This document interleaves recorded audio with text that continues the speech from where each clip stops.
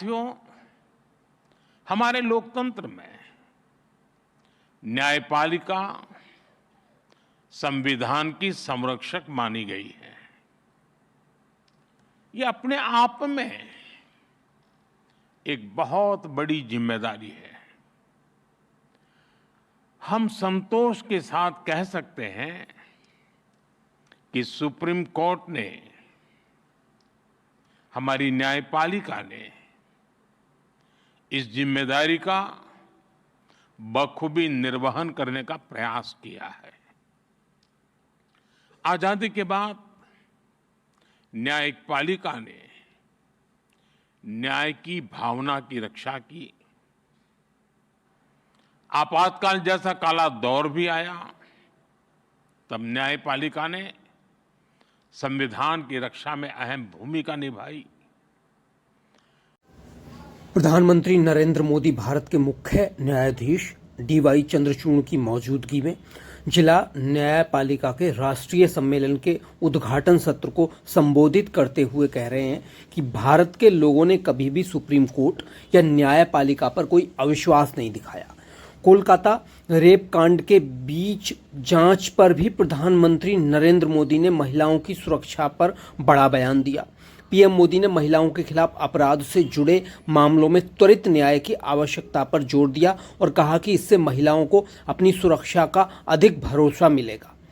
मोदी ने यह भी कहा कि न्यायपालिका को संविधान का संरक्षक माना जाता है और सुप्रीम कोर्ट व न्यायपालिका ने अपनी जिम्मेदारी बखूबी निभाई है। आपातकाल को एक काला दौर बताते हुए प्रधानमंत्री ने कहा कि न्यायपालिका ने मौलिक अधिकारों को बनाए रखने में महत्वपूर्ण भूमिका निभाई है। राष्ट्रीय सुरक्षा के मामले पर मोदी ने कहा कि न्यायपालिका ने राष्ट्रीय हितों को सर्वोपरि रखते हुए राष्ट्रीय अखंडता की रक्षा की है।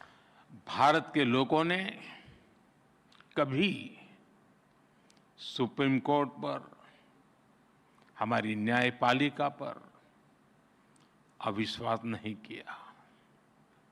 इसलिए सुप्रीम कोर्ट के ये 75 वर्ष मदर ऑफ डेमोक्रेसी के रूप में भारत के गौरव को और अधिक बढ़ाते हैं। ये हमारे उस सांस्कृतिक उद्घोष को बल देते हैं जो कहता है, सत्यमेव जयते नानृतम्। इस समय देश अपनी के आजादी के 75 वर्ष पूरे करके संविधान की 75वीं वर्षगांठ मनाने जा रहा है। इसलिए इस अवसर में भी गर्व भी है, गौरव भी है और प्रेरणा भी है। मैं आप सभी न्यायविदों को और सभी देशवासियों को इस अवसर पर बहुत बहुत बधाई देता हूं। इस अवसर पर राष्ट्रीय जिला न्यायपालिका सम्मेलन का जो महत्वपूर्ण आयोजन हो रहा है, मैं इसके लिए भी आप सबको शुभकामनाएं देता हूं। साथियों, हमारे लोकतंत्र में न्यायपालिका संविधान की संरक्षक मानी गई है। ये अपने आप में एक बहुत बड़ी जिम्मेदारी है। हम संतोष के साथ कह सकते हैं कि सुप्रीम कोर्ट ने, हमारी न्यायपालिका ने इस जिम्मेदारी का बखूबी निर्वहन करने का प्रयास किया है। आजादी के बाद न्यायपालिका ने न्याय की भावना की रक्षा की। आपातकाल जैसा काला दौर भी आया, तब न्यायपालिका ने संविधान की रक्षा में अहम भूमिका निभाई। मौलिक अधिकारों पर हुए प्रहार, तो सुप्रीम कोर्ट ने उनकी रक्षा भी की। और यही नहीं, जब जब देश की सुरक्षा का प्रश्न आया, तब न्यायपालिका ने राष्ट्रहित सर्वोपरि रखकर भारत की एकता की भी रक्षा की है। इन सब उपलब्धियों के बीच मैं इन यादगार 75 वर्षों के लिए आप सभी विद्वज्जनों को बहुत बधाई देता हूं। साथियों, बीते 10 वर्षों में न्याय को सुगम बनाने के लिए देश ने कई प्रयास किए हैं।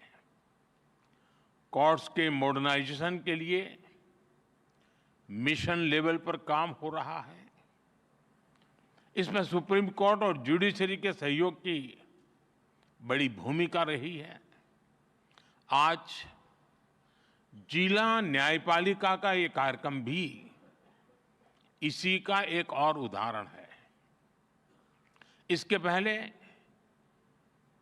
यहां कई लोगों ने उल्लेख भी किया, सुप्रीम कोर्ट और गुजरात हाई कोर्ट ने मिलकर ऑल इंडिया डिस्ट्रिक्ट कोर्ट जजेस कॉन्फ्रेंस का आयोजन भी किया था। इस तरह के आयोजन ईज ऑफ जस्टिस के लिए बहुत ही जरूरी है। मुझे बताया गया है यहां भी अगले 2 दिनों में कई महत्वपूर्ण मुद्दों पर चर्चा होगी।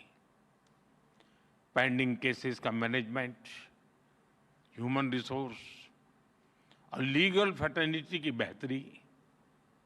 आपने चर्चा के लिए सभी जरूरी विषय तय किए हैं।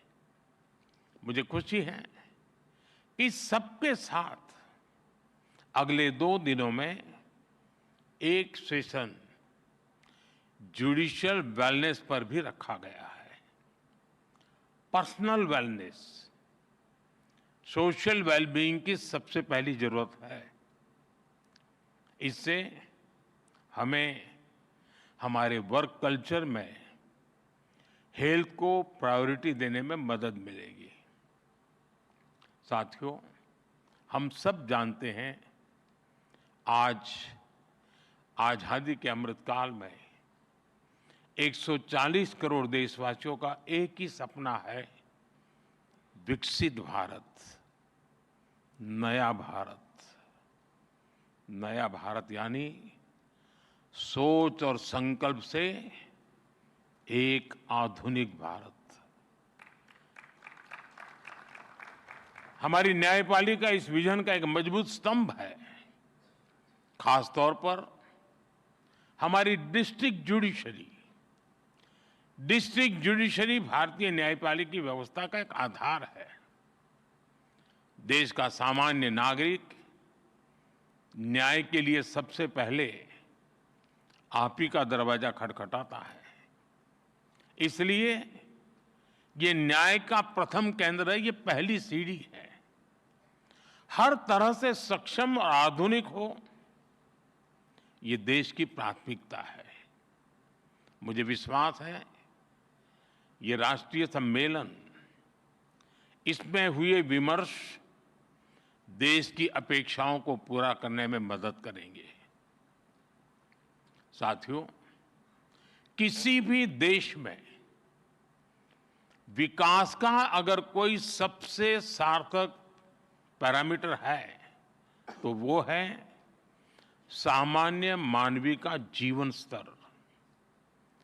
सामान्य मानवीय का जीवन स्तर उसकी ईज ऑफ लिविंग से तय होता है।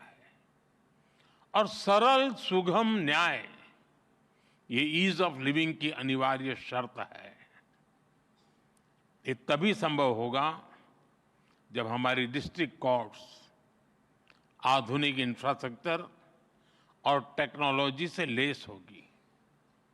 हम सब जानते हैं कि आज डिस्ट्रिक्ट कोर्ट्स में करीब 4.5 करोड़ केसेस पेंडिंग है। न्याय में इस देरी को खत्म करने के लिए बीते 1 दशक में कई स्तर पर काम हुआ है। पिछले 10 वर्षों में देश ने जुडिशियल इंफ्रास्ट्रक्चर के विकास के लिए लगभग 8,000 करोड़ रुपए खर्च किए हैं। आपको एक और तथ्य जानकर खुशी होगी, पिछले 25 साल में जितनी राशि जुडिशियल इंफ्रास्ट्रक्चर पर खर्च की गई, उसका 75% पिछले 10 वर्षों में ही हुआ है। इन्हीं 10 वर्षों में डिस्ट्रिक्ट जुडिशरी के लिए 7,500 से ज्यादा कोर्ट हॉल और 11,000 रेजिडेंशियल यूनिट्स तैयार की गई है। साथियों, मैं जब लीगल फ्रेटर्निटी के बीच आता हूं तो ई कोर्ट्स का विषय आना बहुत स्वाभाविक है। टेक्नोलॉजी के इस इनोवेशन से केवल न्यायिक प्रक्रियाओं में तेजी ही नहीं आई, इससे वकीलों से लेकर फरियादी तक हर किसी की परेशानियां भी तेजी से कम हो रही है। आज देश में अदालतों का डिजिटाइजेशन किया जा रहा है और जैसा कि मैंने कहा, इन सभी प्रयासों में सुप्रीम कोर्ट की ई कमेटी अहम भूमिका निभा रही है। साथियों, पिछले वर्ष ई कोर्ट्स प्रोजेक्ट के तीसरे फेज को भी स्वीकृति मिली है। हम एक यूनिफाइड टेक्नोलॉजी प्लेटफॉर्म तैयार करने की दिशा में आगे बढ़ रहे हैं। इसके तहत artificial intelligence, optical character recognition जैसी उभरती हुई टेक्नोलॉजी का इस्तेमाल होगा। हम पेंडिंग केसेस का एनालिसिस कर सकेंगे, भविष्य के मुकदमों का भी अनुमान लगा सकेंगे। पुलिस, फॉरेंसिक, जेल और कोर्ट टेक्नोलॉजी इनको इंटीग्रेट भी करेगी और इनके काम को स्पीड अप भी करेगी। हम ऐसी न्याय व्यवस्था की ओर बढ़ रहे हैं जो पूरी तरह से फ्यूचर रेडी हो गई। साथियों, आप जानते हैं, बड़े बदलाव में इंफ्रास्ट्रक्चर और टेक्नोलॉजी के साथ ही नियमों, नीतियां और नीयत की भी भूमिका होती है। इसलिए आजादी के 7 दशक बाद देश ने पहली बार हमारे कानूनी ढांचे में इतने बड़े और अहम बदलाव किए हैं। भारतीय न्याय संहिता के रूप में हमें नया भारतीय न्याय विधान मिला है। इन कानूनों की भावना है citizen first, dignity first and justice first. हमारे क्रिमिनल लॉज शासक और गुलाम वाली कॉलोनियल सोच से आजाद हुए हैं। सेडिशन जैसे अंग्रेजी कानूनों को खत्म किया गया है। न्याय संहिता की सोच नागरिकों को सजा देगा, यही एकमात्र नहीं है, लेकिन नागरिकों को सुरक्षा देना भी है। इसलिए एक और महिलाओं और बच्चों के खिलाफ होने वाले अपराधों पर सख्त कानून बने हैं। दूसरी ओर पहली बार मामूली अपराधों में सजा के तौर पर कम्युनिटी सर्विस का प्रावधान किया गया है। भारतीय साक्ष्य अधिनियम के तहत सबूत के तौर पर इलेक्ट्रॉनिक और डिजिटल रिकॉर्ड को भी मान्यता मिली है। भारतीय नागरिक सुरक्षा संहिता के तहत इलेक्ट्रॉनिक मोड में समन भेजने की व्यवस्था बनाई गई है। इससे न्यायपालिका पर पेंडिंग केसेस का बोझ भी कम होगा। मेरा आग्रह होगा, सुप्रीम कोर्ट के मार्गदर्शन में डिस्ट्रिक्ट जुडिशरी को इस नई व्यवस्था में ट्रेन करने के लिए नए इनिशिएटिव्स भी जरूरी है। हमारे जजेस और वकील साथी भी इस अभियान का हिस्सा बन सकते हैं। जनता भी इस नई व्यवस्था से परिचित हो, इसमें भी हमारे वकील और बार एसोसिएशन का अहम रोल है। साथियों, मैं देश और समाज के एक और ज्वलंत विषय को आपके समक्ष उठाना चाहता हूं।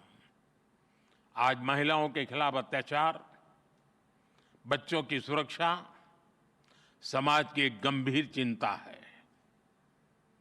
देश में महिलाओं की सुरक्षा के लिए कई कठोर कानून बने हैं। 2019 में सरकार ने फास्ट ट्रैक स्पेशल कोर्ट की स्थापना की योजना बनाई थी। इसके तहत अहम गवाहों के लिए डिपोजिशन सेंटर्स का प्रावधान है। इसमें भी डिस्ट्रिक्ट मॉनिटरिंग कमेटीज की भूमिका महत्वपूर्ण हो सकती है। इस कमेटी में डिस्ट्रिक्ट जज, डीएम और एसपी भी शामिल होते हैं। क्रिमिनल जस्टिस सिस्टम के विभिन्न पहलुओं के बीच समन्वय बनाने में उनकी भूमिका अहम होती है। हमें इन कमेटियों को और अधिक सक्रिय करने की जरूरत है। महिला अत्याचार से जुड़े मामलों में जितनी तेजी से फैसले आएंगे, आधी आबादी को सुरक्षा का उतना ही बड़ा भरोसा मिलेगा। साथियों, मुझे विश्वास है कि यहां जो विमर्श होगा उससे देश के लिए बहुमूल्य समाधान निकलेंगे। जस्टिस टू ऑल का रास्ता मजबूत होगा। मैं एक बार फिर आप सबको इस पवित्र समारोह और समागम और चिंतन मनन में जरूर अमृत निकलेगा, इस आशा के साथ अनेक अनेक शुभकामनाएं देता हूं। बहुत बहुत धन्यवाद।